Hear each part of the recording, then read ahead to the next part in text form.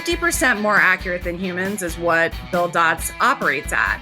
And when you're talking about changing the way you're building and actually starting to put out fires before they exist, you have to have accurate data in order to do that. Put that coffee down. Creators are leaders. Be careful what kind of leaders you're producing here. Helen, we're both in sales. Let me tell you why I suck as a salesman. They realized that to be in power, you didn't need guns or money or even numbers. You just needed the will to do what the other guy wouldn't. I'm not leaving. The show goes on.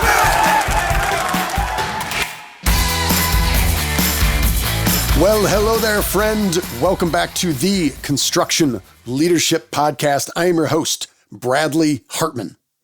I'm excited to bring to you today my conversation with Jessica Herrala. She's got a really unique background, and I think she is going to, through her company, Buildots, and this episode, give you a glimpse of the future of construction. I know, that's high praise. It's a big promise for a humble podcast episode, but I believe we can absolutely land the ship there. So Jessica's background, she worked for Lease, Skansa, Walsh, and Clayco. So a really strong background with some of the biggest names in commercial construction. As you will hear, Jessica is smart, she's funny, she's insightful, and she's candid. I really enjoyed this conversation, but ultimately this company that she works for, Buildots, what it revolves around and the value it brings to the construction community is AI-driven automated progress tracking. I know, those are a lot of words in a row. Let's break them down. AI-driven. It is driven by artificial intelligence. That's a real key component here. And this is a big trend that Buildots is in the forefront of, and the rest of us are there. I firmly believe this with the work that I've done already, investigating the space, working with smart people who do it. AI is going to be bigger than the internet. That's as big of an impact as I believe it's going to have. I do not believe that is hyperbole. So AI-driven automated progress tracking. Ultimately, what this is about is generating more data and automation to understand the progress and the lack of progress that defines the construction industry. As my team and I spend our time with folks in the construction community, whether it's commercial construction or heavy civil or residential or the suppliers and dealers that support them, there's so much recognition about what we do just doesn't work. And so much of our effort, there's so much risk and not nearly enough profitability for our time, our effort, and the dangers of our business. What I believe Buildots and the other companies that are in the space is they're offering us a way to leverage technology to change how we do things. And if you ever think, man, it seems like we're doing this the hard way, I believe this is part of the solution to get us out of this and to do things better and really enjoy the building process more and make more money doing it. So that's it. I'm done with my ramble here. As you can tell, I'm excited. I really enjoyed this conversation. It is with Miss Jessica Herrala. She is the Regional Director, Head of Sales for North America for Buildots. As always, thank you for listening. Miss Jessica Herrala, welcome to the show. Thank you so much. Very excited to be here. There are so many different aspects of not only you and your background, but also the business, Buildots, that I really want to talk about. But before we get too far along, I want you to take me back. I want you to take our audience back. You are 12 years old. 12-year-old Jessica, can you, geographically, where in the country are you? And what is 12-year-old Jessica into? What are you passionate about? So 12-year-old Jessica is in Atlanta, Georgia, and I am walking job sites with my dad with a hard hat on, and I am staring up because he's a commissioning guy. He's an MEP guy. And so I learned to walk job sites staring up, looking at MEP installations. And that's where 12-year-old Jessica was. And that's where the bug got planted right there early. So did you just grow up into it, or did your father see things in you to just bring you along? Or was it, this is what my dad did, and I just wanted to be by his side, and therefore I just loved all of it? I think my dad really wanted a boy and instead got me. So he very quickly was like, no, he's passionate about what he does. He always has been. And so he was a, single dad. It was like one of those things. What he did on the weekends was go walk job sites. So along I went for the ride, but I think it got me so interested early on, and I really respected, what he did. I loved the fact that he could drive around these different cities and point out to what he had built. And I've always, had a great passion for that. Now, did I want to be a contractor? Did I want to be an engineer like him? No, I did not. But I knew I loved the industry. So I wanted to find a way into the industry that could work for me and my passions. And I quickly did that. And I really started doing that when I was working as just like a, receptionist at Lease on the weekend, on holidays and summers. And the head of communications for Lease was down in Atlanta because they were hosting the Olympics in Atlanta in 1996. And Lease had built a lot of buildings for the Olympics. And so she said, do you want to come and work for me in New York? And I said, absolutely. I jumped at the chance. And that's where it all started. Wow, that's great. I'm glad I asked to understand that. Well, I look at Lease, Skansa, Walsh, Clayco. These are all big name brands, legacy experts in the construction industry.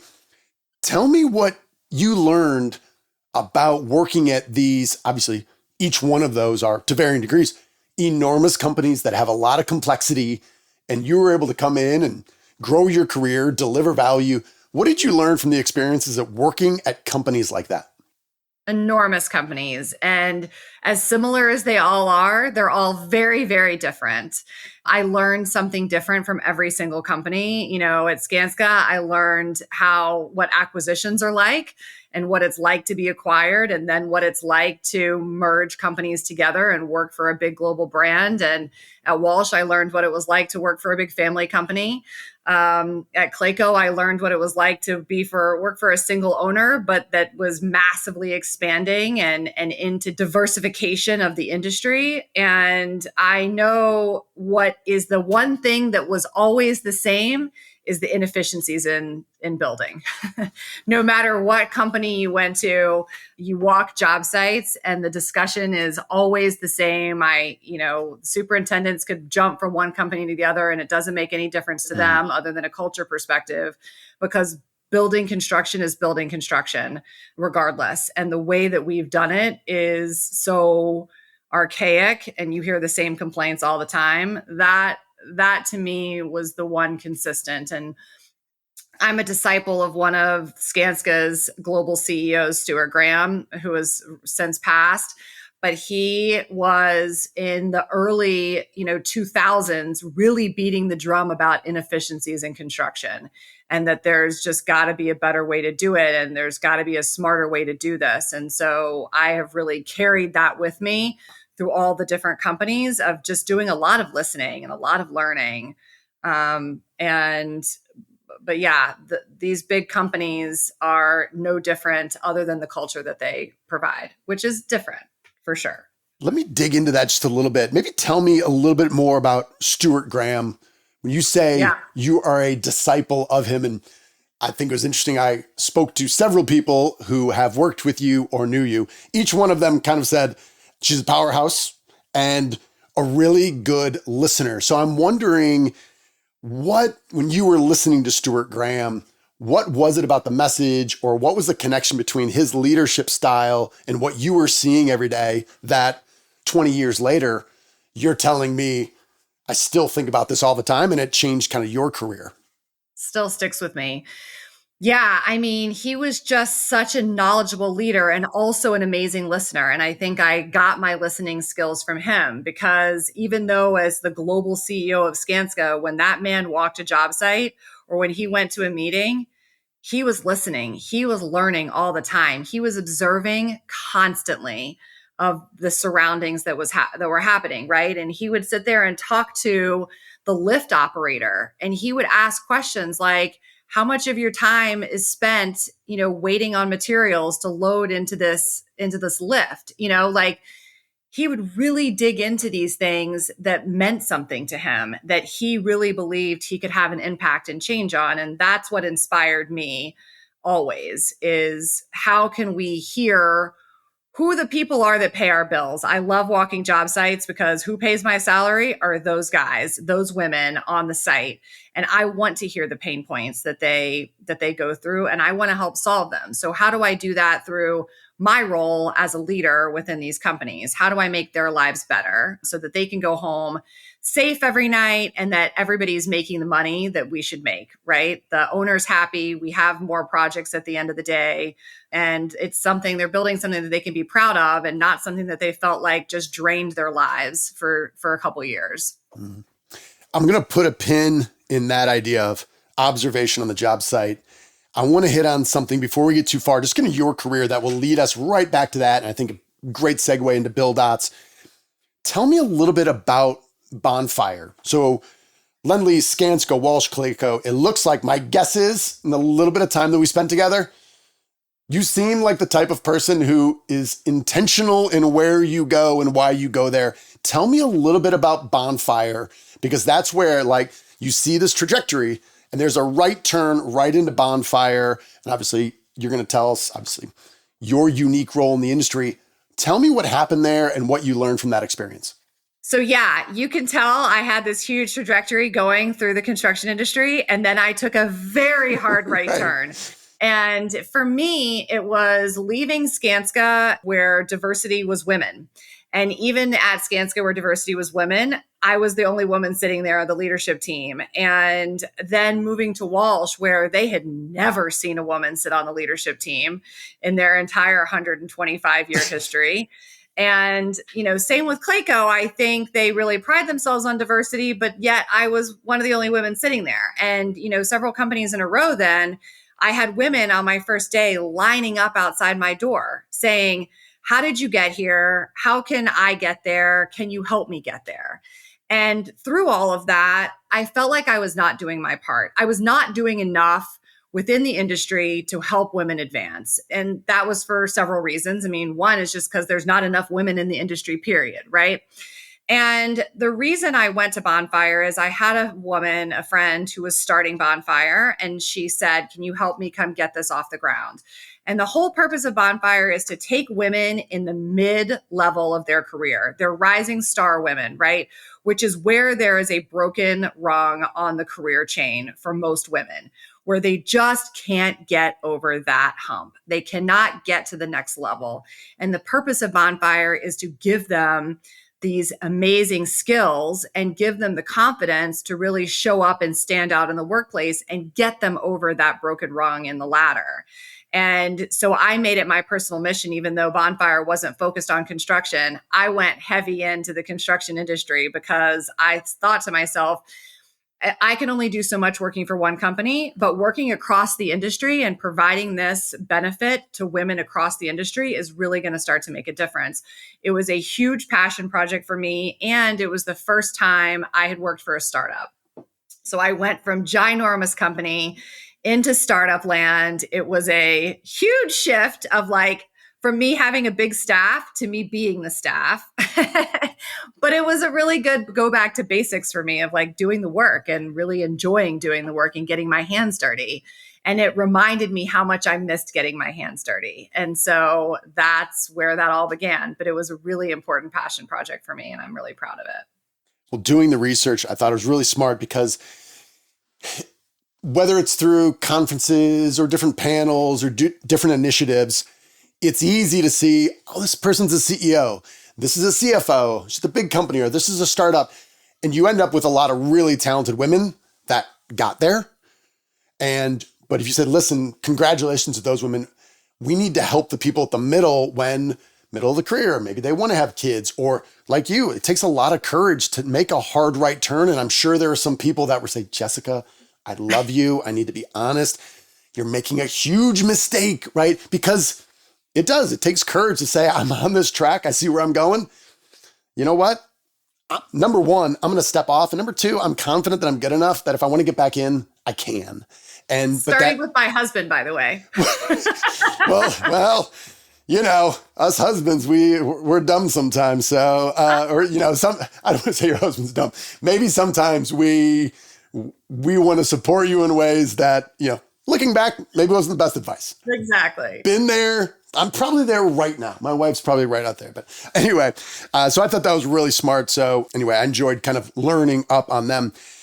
Let's transition now to Buildots. What drew you to the mission? And I think what you've set the table for with me and our audience here, going to a startup, to a smaller organization, looking at problems and challenges and persistent ways that we struggle in our industry and saying, I think we can attack this from a different way.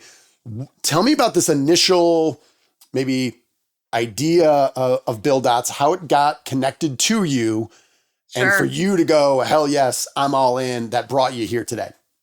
Absolutely. And I got recruited into the technology space. I have to say, as much as I loved Bonfire, I really missed construction. It is my passion. And so I got recruited in from construction tech. And honestly, I didn't know that construction tech existed outside of, Procore and P6 and like the general things that have become our daily, I call them necessary evils. You don't have a choice around them, right? But I didn't know that anything else existed. And so as I was introduced into this new construction technology space, I was fascinated. I didn't believe it at first. I certainly didn't understand that AI was a thing within construction, that it existed, that it was possible, and that it worked. And when I got showed it, when it was open to me, I was floored. I just was floored that this was something that existed. Now, I also knew it was going to be a challenge. It's going to be a challenge to bring to construction. And at the same time, as I was doing my research, as I was having conversations with people and my contacts in the industry, and they're like, listen, I get 30 emails a day from different contact platforms promising me that they are going to save my life, and that I'll never have to work again if I use this technology. And I call absolute BS on it. I have no time for it. And so I knew that it was going to be a challenge bringing contact to the industry. They have been doing it the same way forever. I always say that, our grandfathers could wake up, our great grandfathers could wake up out of the grave and go, what the hell have you all been doing for the last 120, 150 years? Because wow, this is the same thing I was doing. And I think technology recognized that all at the same time, that this was an industry that had not been touched. It was ripe for the picking. And then everything just went onto construction. And there is a lot of overwhelming factors. And so I was very intentional in what I chose to come into this AI platform that I believe is really going to revolutionize the industry. Not in a way that is going to take over people's jobs per se, or is going to add even more burden onto these already burdened project teams. I really believe this is the answer to start making the industry make sense and make money. We don't make enough money in this industry. We have driven each other down into these crazy low fees. We sign these LD contracts that just make no sense, that set us up for disaster because we know every project is going to be late in some way, shape, or form. So then all we're doing is setting ourselves up to be putting out fires all day, every day. And how can we prevent these fires? How can we prevent them from ever happening in the first place? And I believe, and I made this decision before I went into the industry, that this was the way that it was going to happen. We have to start using technology to do it. Yeah, I was having this conversation a while back with one of our clients in the commercial construction space. And he said, if an alien came down and you didn't tell them like the cool thing we were building and why we all love being part of a team that builds amazing things, and you explained to him the finances and the risk and the cost to bid on a new hospital and the fact that you're probably going to win 20% of them, and then the amount of risk you have to go through in the contracts, they would say, I don't know what activity you're doing. I don't know why you're investing your time here, but it seems insane. And then you'd reveal it's construction and they say, oh, well, it is pretty cool, but I'm not sure. You should put your time and energy and money someplace else. So 100%. I might bastardize this for you, Jessica, but I'm going to try. When I think about your business as a whole, and feel free to say, Bradley, you're like a small child. Let me explain it to you better. But I had this like triangle in my mind. So we've got a design. We want to build something cool. We have this schedule that seems good on paper. And then we're going to put some GoPro 360s on hard hats. Sure. And we're going to put Buildots and AI and automated progress tracking in the middle. And you guys got some smart people who are going to have some technology that seems like magic. And that's kind of what it is. That's as far as I've gotten. Tell me, is any of that right? How far off am I? But explain it for me in the audience, because in many ways, Jessica, I am like a very small child who wants to learn more. Okay? Okay. Fair point. This is how it works. But right. Yes, sometimes it does feel very magic-y. And people ask me all the time, like, well, how does it work? I'm like, it's the AI. And they're like, but what does that mean? I'm like, I don't know. Just think of it as magic. It does feel very magician-y. So yes, what we're doing is taking a 360 GoPro and put it on the hard hats. You walk around the job site. It is no different than any other reality capture platform in that sense. And then it stops being the same as a reality capture platform right then and there. Okay. Because what we're doing is taking your model, your BIM model, and your schedule, and we're turning it into a 4D model essentially. And what we're doing with these 360 images that we get is matching it against the model. So I am matching planned versus reality. What was the plan? What's actually happening? And I'm doing that by measuring the materials used and the activities and the progress made by manpower. So I am able to then give you this automated progress tracking, and it's all AI based, right? Because we all know in our industry, if you have to do double entry on one more thing, right, your whole workforce is going to leave. And that's what we don't want to have happen. So there is no double entry. In fact, there's no entry at all into this system because it's all done automatically, which is very cool. And that's where the AI magic stuff comes in, is it's giving you this automated progress tracking, which ends up, and it's on hundreds of activities and elements in the building.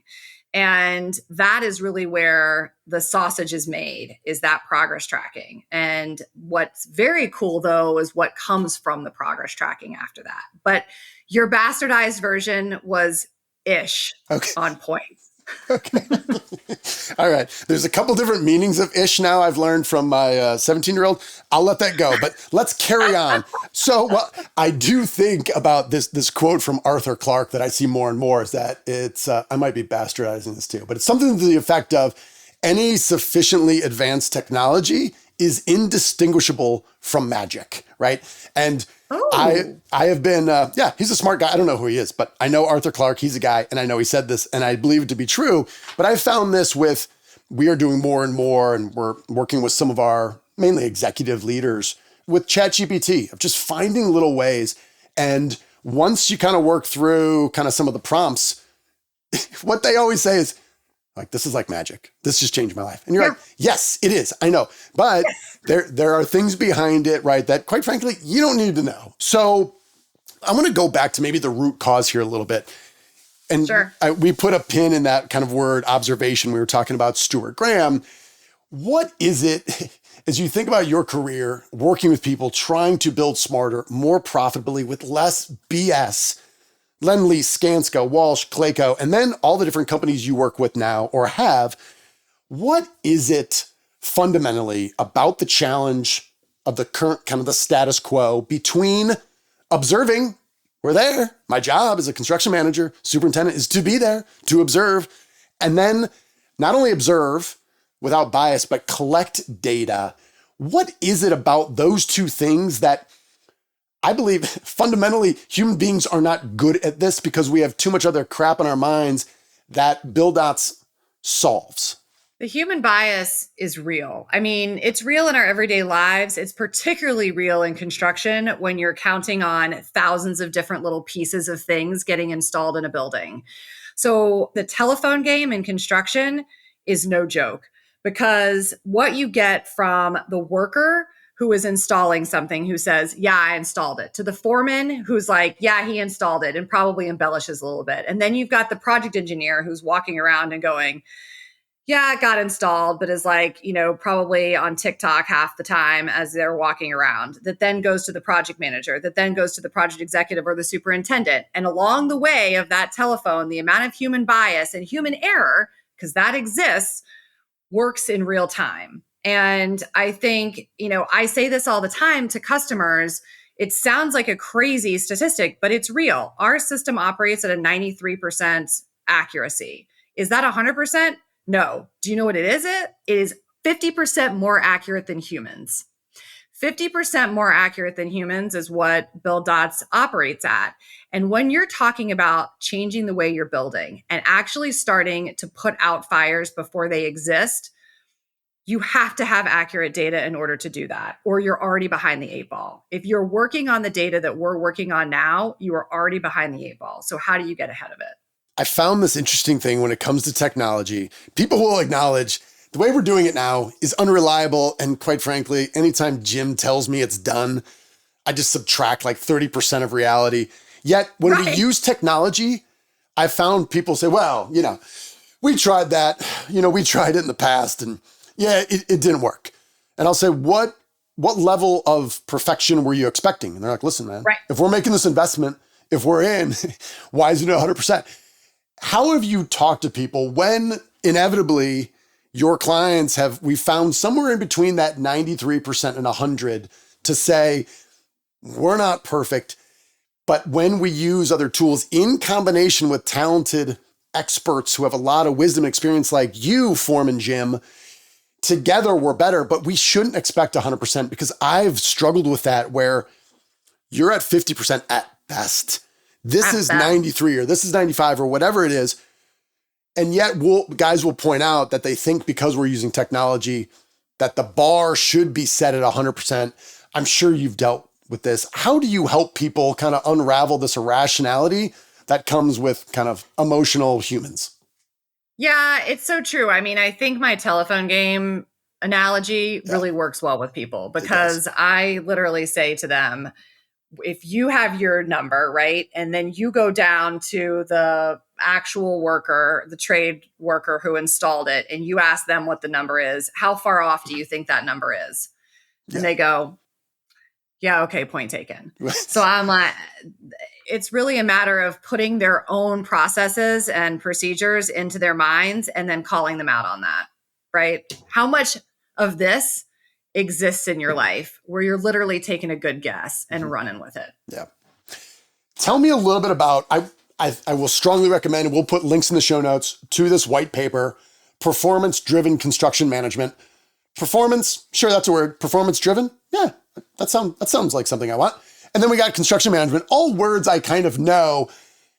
This is dense though. Talk to me from a high level when performance-driven construction management is talked about, is shared, is talked from a strategic standpoint with developers and construction owners. What does that mean to you as it comes from Buildots? And, it's interesting because to me, we are not revolutionizing performance-driven construction management. What we're doing is automating performance-driven construction management because performance-driven construction management is exactly the way we should have been building all along. And we want to be building all along. We just didn't have the tools to be able to do it, right? And by that, I mean, we don't want to be putting out fires all day. I mean, I say this all the time in building construction majors in school. They should literally be putting like time management on their calendars or on their class loads because anything you thought you were doing that day is right out the window. Because as I had one of our project execs this week I was meeting with, and he was like, Jessica, there's always going to be flaming balls of fire coming at you. But what Buildots does is show you the smoke. So what we're doing is taking all of this data that we have, right? We're showing you the smoke where you think your smoke might be a little tiny brush fire, and you think it's a 7-day delay. What we're able to show you through the data and through the productivity rates, which humans cannot calculate, we're showing you that you have a ginormous blazing house fire going where you're actually 6 months late. And the best part about performance-driven construction management is not only that we're showing you where the smoke is, we're also telling you how to put it out. because the data, and this will go on my headstone, the data will set you free. The data will set you free. And if you pay attention to the data that we're showing you, these fires are not going to be your daily life. What's going to be your daily life is focusing on the stuff that matters to you. You're focusing on safety. You're focusing on quality. You're focusing on the people. You're focusing on not working 12-hour days in a metal tube. You're focused on building the smartest way you can and showing and having everybody on the job site singing from the same sheet of music. Because right now, you've got the subs doing their own thing. You've got you doing your thing. You've got a room full of 8,000 Post-it notes, and maybe everybody is on the same page, but very rarely they're not. And you tell the trade to go do something, and then they're going to go do their own thing. And who's tracking what they're doing? Looking at the data, watching what's happening on the job site does not, and from the system does not mean that you never walk out on the job site again. It means you walk out more. But you're focusing more on what really matters on that job. And ultimately, you're getting that job done sooner. You're getting it done with a happy customer, and you're getting it done with happy trades that are ultimately going to give you a better product at the end and give you repeat business. Yeah, my printer did not help me here, but you had on one page in here, I highlighted it. I'm like, oh, I got to talk about this. We won't do it here, but it was the initial pace, the adjusted pace, and then it was forecasting you out. And this just ties into, as a consultant, we work with, not just on schedules themselves, but I will say, this is what I say. I say, okay, we're going to make this decision. We're sitting here today. You don't worry about it. I'm going to document it. Jessica, on a scale of 0 to 100, how much do you believe that this delay is going to cost us? And you'll say, yes, maybe like a 7-day delay. And I said, okay, we're just going to timestamp it here. And over time, we collect it. Inevitably, we look back and a decision that we made, we were wildly off. But it's really hard to learn from that. And what I got from what you guys are doing is you're saying, let us run the math, right? Let us think about this and let's tell you now what is going to happen. But inevitably, and there's some rule, some Hawthorne's rule, Hagstad's rule, something which is, whatever you think the delay is going to be, it's only a fraction of the delay, even when you factor in this law that says you are going to be delayed, right? So I want to say this, and maybe you can talk a little bit about, I know I'm watching the time here. I've already referred several of our clients who, one or two of them would probably be a customer. Many of them would not, to go to your site to look at your white papers, your blog, your case study. I know you have a background in marketing and PR, extremely well done. And I think learning about this in general, you guys are living in the future. I think you're trying to drag the rest of us there, but just what you're doing from sales tools, marketing 101 is phenomenal. Maybe just give me a little bit of context where that came from and kind of how you guys think about that, because I will tell you in the construction industry, what I've seen here is very different and better. Yeah. Because it's such a different way to think, and a different way to manage the projects, we really do feel like it's an education process, right? We are re-educating the market. And by no means are we coming in and saying that we're smarter than you, right? But we are telling you that the data is going to help you be smarter. So that's the goal of all of this marketing information that we do, these little video shorts that we're putting out about lean construction and how Buildots and the data can help you build in a more lean fashion. We talk a lot about plan percent complete, which I think people try to do all the time on their own. It's easy to do early on. It's a lot harder to do when you have, 1 million square feet going at one time and 30 different trades operating. It's a lot harder to do. So how do you get that more streamlined, more efficient, more accurate? You do it through the AI. That's the answer. All right. This has happened in the past. We've had really smart people like you come on, share information on something that's cool and new and different.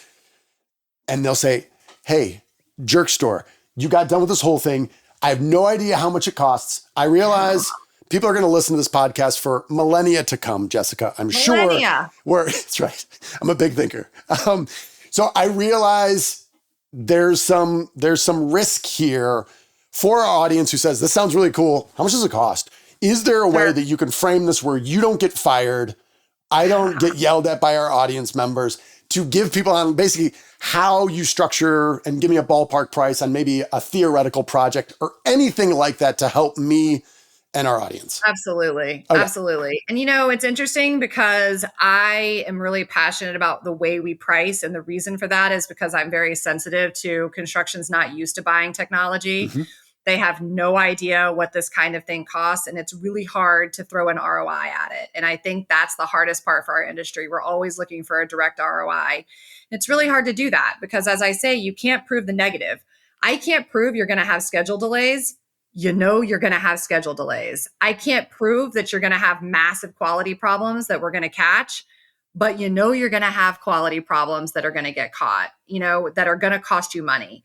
I can't prove that you have hired the best and brightest in the industry and they're getting really frustrated by the inefficiencies in what we do, but that they are.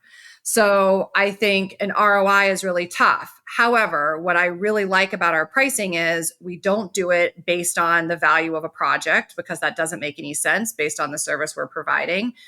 We price per square foot per month based on the square footage that we're tracking. Okay. That to me makes a lot of sense. We also bill per month. We are a very, technology-based solution. I would say SaaS. That makes no sense to anybody in our industry because it never made any sense to me. So I'm going to tell you, it's a technology way of billing things and we bill it by month. It also works out very well for the project team because they're pay when paid. So you're not having to shell out, a big chunk of change at the beginning of the project.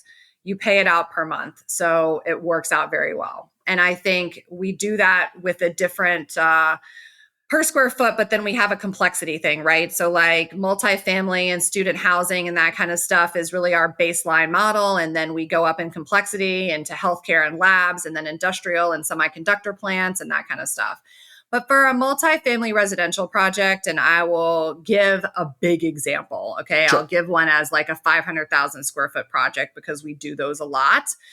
That's going to run anywhere between $10,000 and $13,000 a month. And that is then per month through the life of the project in which we're on it. And we start in interiors. So as soon as there's something for us to stand on, framing starts to go up, we start work. Okay, wonderful. It's great. I don't know. I was prepared for a tiny number and a huge number. I had no idea, but that all sounds reasonable. And I love the size of the project, the square footage you are delivering value on through the services there of what we're looking at and how we're trying to make sense of it and automated tracking. Yeah, that makes sense to me. And sometimes I'll look at pricing and I'm like, that makes no sense. That's going to be hard. Right. But okay. All right. You got to go. I promise not to keep us over. Before I let you go, people are listening. You've now checked the box. Thank you very much. It was bold and courageous of you to give me actual pricing, which we will timestamp this, guaranteed to change in the future. People want to know more. What exactly would you like them to do? Just be real direct in your call to action here. My call to action is to not be afraid of AI. There is brilliant technology out there that is really going to help you be better at your job and all of us make money, which is our goal in the end. Do not fear AI. Do not fear technology. Sometimes it feels like you're jumping out of a plane and you're screaming on the way down, but I promise you that it's peaceful and happy and money producing at the end of the day. So I want you to talk to us. Just have a conversation. Let's talk about your job. Let's talk about how it can work for you and how it can make your lives better. That's my call to action.